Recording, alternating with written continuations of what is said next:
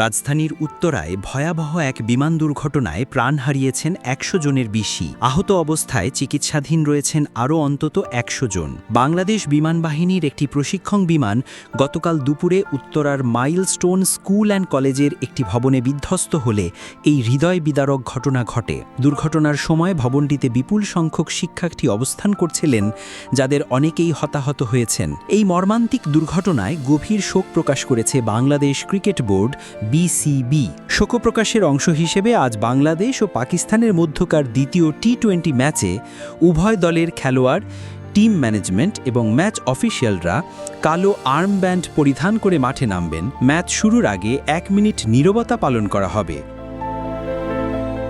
একই সঙ্গে শ্রদ্ধা জানাতে ম্যাচ চলাকালীন স্টেডিয়ামে কোনো সঙ্গীত বাজানো হবে না। বিসিবি আরও জানিয়েছে, নিহতদের স্মরণে মিলাদ মাহফিল ও দোয়ার আয়োজন করা হবে। শেরে বাংলা জাতীয় ক্রিকেট স্টেডিয়াম সহ দেশের সকল বিসিবি পরিচালিত ভেন্যুতে আগামীকাল জাতীয় পতাকা অর্ধনমিত রাখা হবে। প্রসঙ্গত, গতকাল সোমবার দুপুর ১টার কিছু পর বাংলাদেশ বিমান বাহিনীর একটি প্রশিক্ষণ বিমান দুর্ঘটনায় পড়ে। সেটি উত্তরার মাইলস্টোন স্কুল অ্যান্ড কলেজের একটি ভবনে আছড়ে পড়ে এবং মুহূর্তেই আগুন ভরে যায়। ঘটনার পরপরই ফায়ার সার্ভিসের ৮টি ইউনিট, বিজিবি ও সেনাবাহিনীর সদস্যরা উদ্ধার কাজে যোগ দেয়। আহতদের দ্রুত উদ্ধার করে হেলিকপ্টারের মাধ্যমে হাসপাতালে পাঠানো হয়।